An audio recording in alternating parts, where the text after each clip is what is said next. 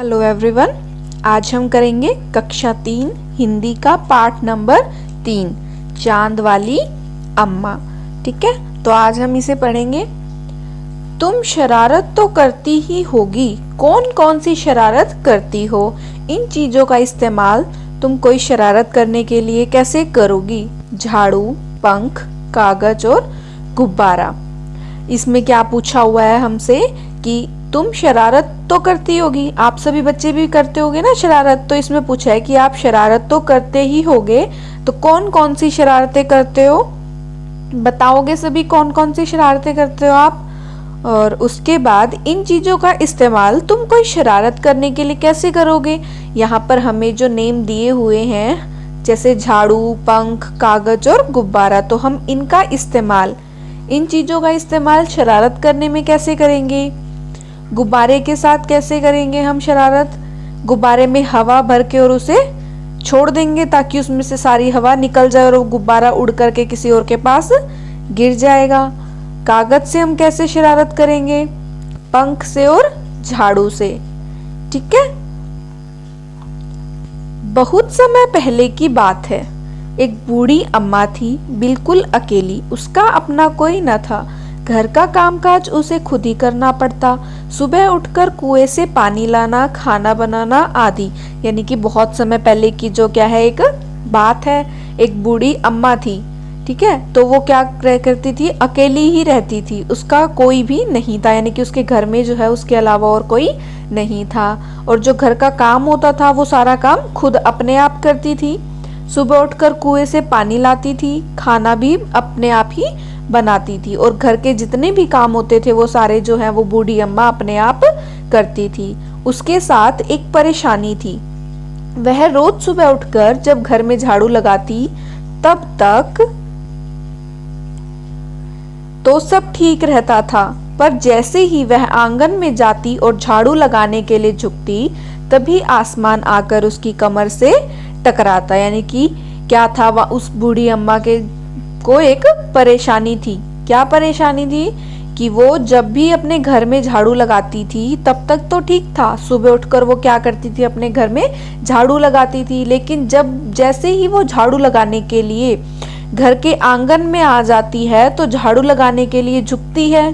ठीक है, तो तभी क्या होता है, वो आसमान जो है वो आकर उसकी कमर से टकराता है। अम्मा उसे घूर कर देखती तो वो थोड़ा सा हट जाता। फिर वो जैसे ही दोबारा झुकती आसमान फिर अपनी हरकत दोहराता। यानी कि अम्मा जी जब उस आसमान को घूर कर देखती थी, यानी कि गुस्से में थोड़ा सा घूर कर देखती थी, तो वो आसमान क्या करता था? हट जाता था।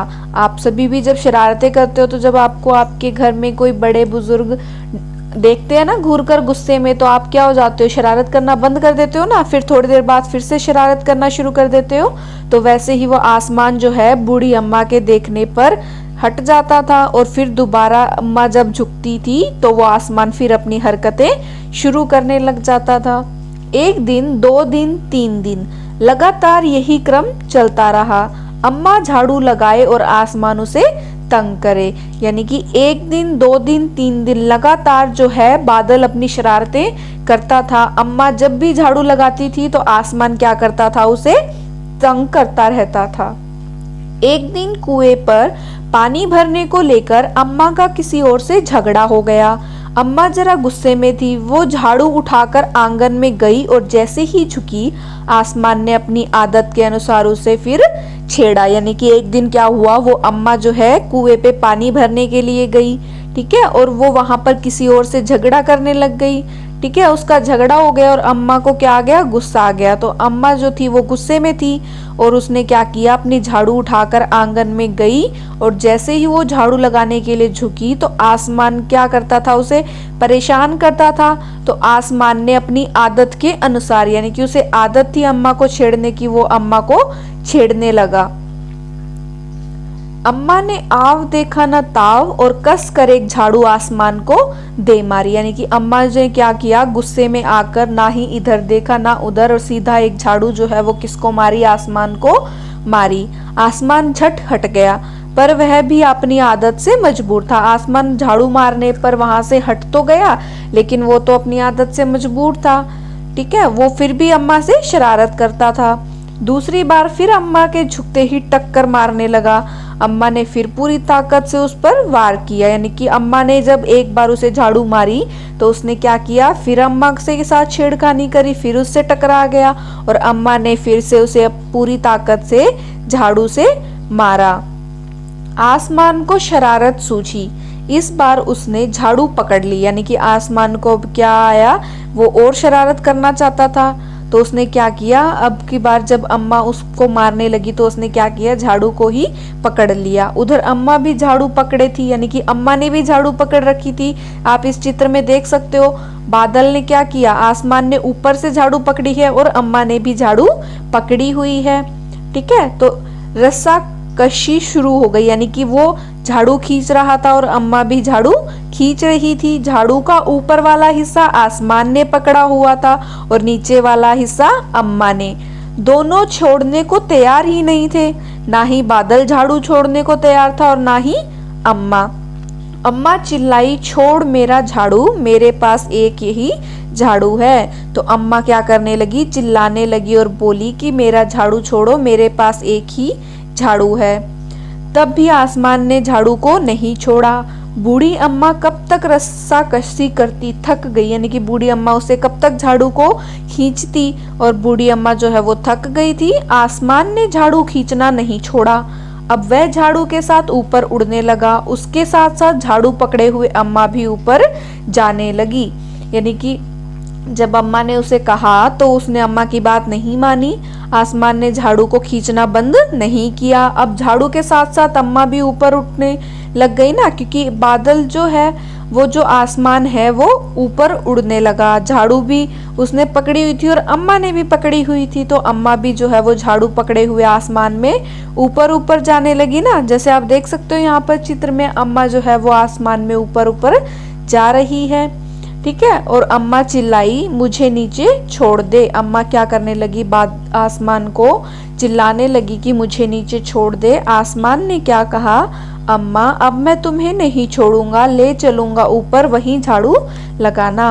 आसमान ने अम्मा से क्या कहा कि मैं अब तुम्हें नहीं छोड़ूंगा, मैं तुम्हें अपने साथ लेकर जाऊंगा ऊपर, और अब तुम वहीं पर झाड़ू लगाना।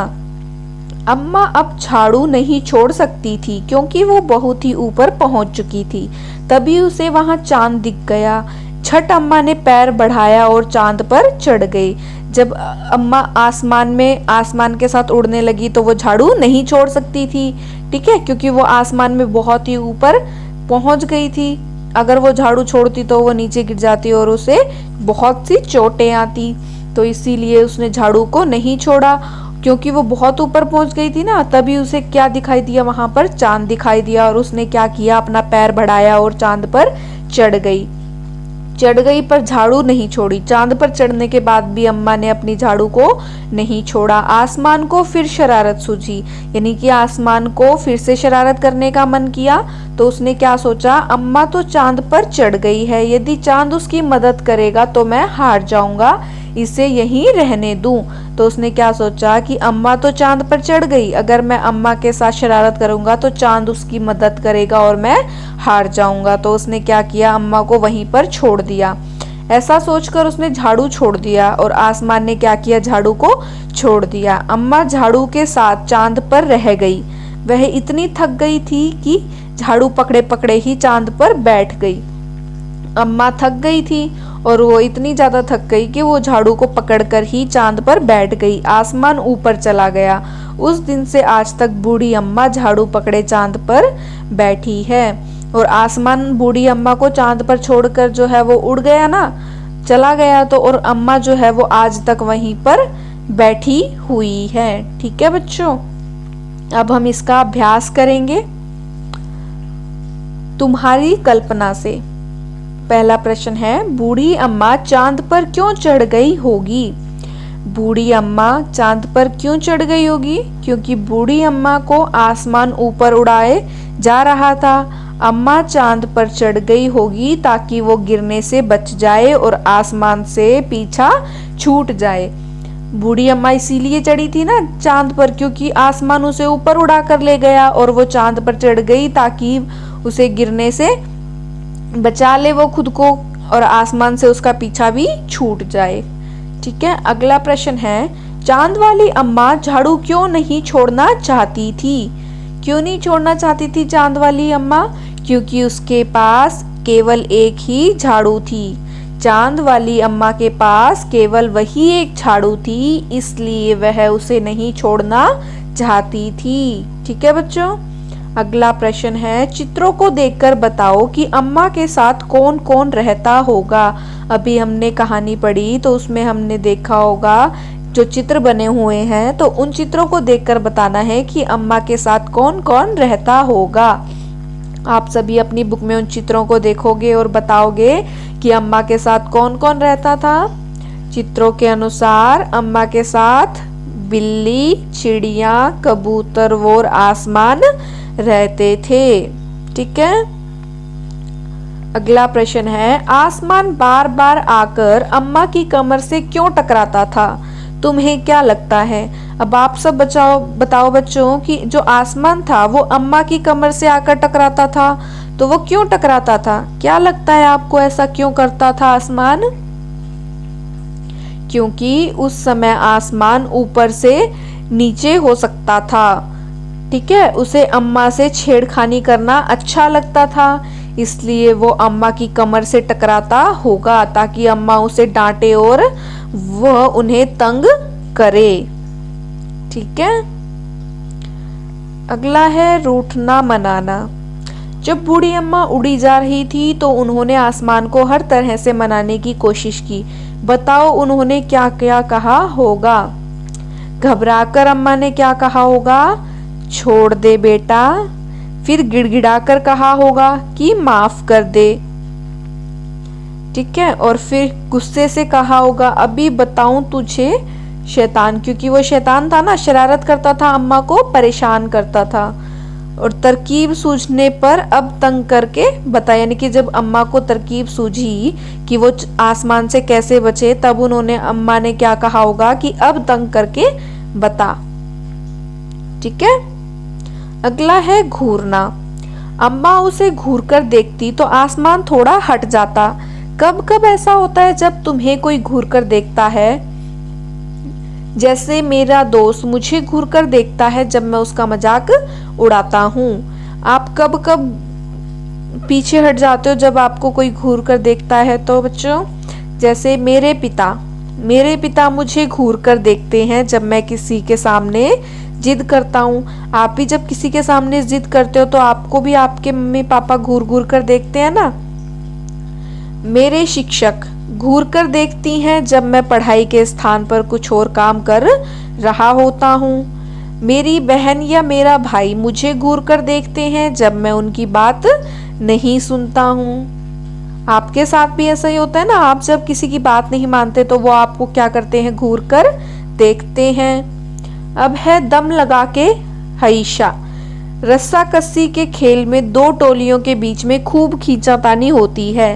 कुछ और खेलों के नाम लिखो जिनमें दो टोलियां खेलती हैं। रस्सा कस्सी में क्या होता है? एक तरफ दूसरी टोली और एक तरफ दूसरी टोली, और वो रस्सी को खींचते हैं, तो इसमें दो टोलियां है ना। तो ऐसे ही हमें और खेल बताने हैं जिनमें दो दो टोलियां खेलती हैं। जैसे कबड्डी के अंदर भी दो टोलियां होती हैं, खो खो में भी दो टोलियां होती हैं, क्रिकेट में भी, और फुटबॉल वॉलीबॉल में भी दो दो टोलियां होती हैं। ठीक है, अगला है साफ सफाई।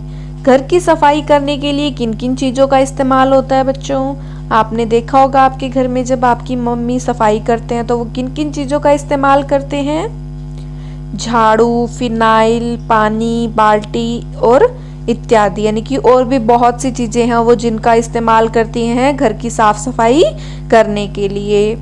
ठीक है, अगला है किन किन मौकों पर तुम्हारे घर का सारा सामान हटाकर खूब जोर शोर से सफाई होती है? हमारे घर में जब सफाई होती है तो वो कौन कौन से मौकों पर होती है? जब घर का सारा सामान जो है वो हटाकर बहुत ही जोर शोर से सफाई की जाती है। जब हमारे घर में कोई त्योहार होता है, कोई विवाह यानी कि किसी की शादी होती है, या जन्मदिन होता है, या किसी खास मेहमान के आने पर हमारे घर में सामान को हटाकर खूब जोर शोर से सफाई होती है। तभी होती है ना जब कोई त्योहार आता है, जब किसी के घर में शादी होती है तो तब घर की साफ सफाई की जाती है ना, सारा सामान हटा करके। ठीक है, अगला है ये मौके खास क्यों हैं, यानी कि त्योहार, विवाह तथा जन्मदिन, ये सब मौके ऐसे अवसर होते हैं ना जो जब आते हैं तो घर क्या हो जाता है, बहुत ज्यादा खुश हो जाता है ना, प्रसन्नता और आनंद से भर जाता है। पूरे घर में क्या होता है, सब खुश होते हैं ना, बच्चे भी बहुत ज्यादा खुश होते हैं, इसीलिए ये मौका हमारे लिए बहुत ही ज्यादा खास होता है। ठीक है, अगला है सफाई के काम से जुड़े हुए ऐसे शब्द सोचो और लिखो, जैसे झाड़ना। सफाई के काम से जुड़ा हुआ शब्द है ना झाड़ना, कोई चीज हम जब झाड़ते हैं उस पे धूल मिट्टी जम जाती है ना, तो ऐसे और कौन कौन से शब्द होते हैं, धोना, पोंछना, चमकाना, रगड़ना और धूल हटाना इत्यादि। ठीक है बच्चों, उसके बाद है काम कौन करता है। बूढ़ी अम्मा अकेली रहती थी, उन्हें घर का सारा काम अकेले ही करना पड़ता होगा। उन कामों की सूची बनाओ जो उन्हें सुबह से शाम तक करने पड़ते होंगे। यह भी बताओ कि तुम्हारे घर में ये काम कौन कौन करता है। हमने पढ़ा था कि बूढ़ी अम्मा जो है वो अकेली रहती थी और उन्हें घर का सारा काम अकेले ही करना पड़ता था, तो वो कौन कौन से काम करती होंगी। बूढ़ी अम्मा के कौन कौन से काम होते हैं, जैसे पानी भरना, साफ सफाई करना, कपड़े और बर्तन धोना और खाना बनाना। ठीक है, और आपके घर में ये काम कौन कौन करता है, पानी भरने का काम कौन करता है, माता पिता या घर के अन्य बड़े सदस्य। सफाई का काम या तो सफाई वाली या फिर आपके माता पिता या अन्य कोई बड़ा व्यक्ति करता है। और कपड़े धोने का काम सफाई वाली या फिर आपकी माता जी, आपकी मम्मी आपके कपड़े धोती है ना। उसके बाद खाना कौन बनाता है, मम्मी या फिर दादी जी। ठीक है, उसके बाद तुम कौन से काम करते हो, अपने कामों के बारे में बताओ, यानी कि आप सभी बच्चे कौन कौन से काम करते हो, घर के कौन कौन से काम करते हो, आप बताइए। सभी बच्चे बताएंगे कौन कौन से काम करते हैं। हर चीज को जगह पर रखना है ना, जो चीज जहां होनी चाहिए उसे वहीं उसकी जगह पर रखना, बर्तनों को उठाना, मेहमानों को बिठाना और जूते पॉलिश करना, ये सब काम आप कर सकते हो ना। उसके बाद घर से बाहर के आप कौन कौन से काम करते हो, दादी जी को बाग में लेकर जाना, शाम को अपने घर में आपकी दादी जी हैं उनको आप कहाँ लेकर जाते हो, पार्क वगैरह में लेकर जाते हो ना। उसके बाद छोटे भाई को छोड़ने तथा लेने जाना, घर के लिए जरूरी सामान बाजार से लाना या पड़ोसियों को बुलाने जाना। ठीक है, उसके बाद है तुम बूढ़ी अम्मा की मदद किन किन कामों में कर सकते हो, पानी भरने में और साफ सफाई करने में कर सकते हैं ना बूढ़ी अम्मा की मदद, या उनके बर्तनों को उठाने में। ठीक है, उसके बाद है कितने नाम और कितने काम। इस कहानी में नाम वाले और काम वाले कई शब्द आए, उन्हें छांट कर नीचे तालिका में लिखो। हमने पूरी कहानी पढ़ी थी बच्चों, तो उसके अंदर जो है बहुत से शब्द आए थे ना, नाम वाले और काम वाले। तो हमें क्या करना है, उन शब्दों को छांट कर लिखना है। तो नाम वाले शब्द छांटेंगे हम पहले, तो आप सभी बच्चे छांटोगे और लिखोगे कि कौन कौन से शब्द आए थे नाम वाले, जैसे आसमान, अम्मा, चांद और झाड़ू। ये नाम है ना हर एक चीज के, आसमान हो गया, अम्मा हो गया, चांद है और झाड़ू। ठीक है, और काम वाले कौन कौन से शब्द आए थे, झाड़ू लगाना, पानी भरना, उठाना और खाना बनाना। ठीक है, उसके बाद है तुम्हारी शरारत। अपनी किसी शरारत के बारे में लिखो। अरे आसमान की शरारत तो कुछ भी नहीं, मैंने तो एक बार। तो इसके बाद आगे क्या करोगे, आप अपनी शरारत के बारे में लिखोगे, आप क्या शरारत करते हो। तो मैंने तो एक बार अंधेरे में सीढ़ियों के पास छिपकर खड़ा हो गया या खड़ी हो गई, क्योंकि थोड़ी देर बाद मेरे भाई बहन वहां से आना था उनको, और जैसे ही वो आए मैंने जोर से चिल्लाया, वे डर गए और गिरते गिरते बचे। इसके बाद माताजी ने मेरी बहुत पिटाई की। ऐसे आप भी बहुत सी शरारत करते हो ना, तो आप भी अपनी किसी शरारत के बारे में यहाँ पर लिख सकते हो कि आप कौन सी शरारत करते हो, यहाँ पर जैसे लिखा है कि कौन सी शरारत के बारे में बताया है कि एक बार अंधेरे में सीढ़ियों के पास छिपकर खड़ा हो गया, क्योंकि थोड़ी देर बाद वहां से कौन जाने वाला था, उसके भाई और बहन। जैसे ही वो आए तो उसने क्या किया, वो जोर से चिल्ला पड़ा और वो क्या हो गया, डर गए और गिरते गिरते बचे। तो ये भी शरारत ही है ना। उसके बाद क्या किया, उसकी माताजी ने उसे उसकी पिटाई की। तो ऐसे ही आपने जो शरारत की है या करते हो उसके बारे में आप यहाँ पर लिख सकते हो। ठीक है बच्चों, तो ये था हमारा पाठ नंबर 3।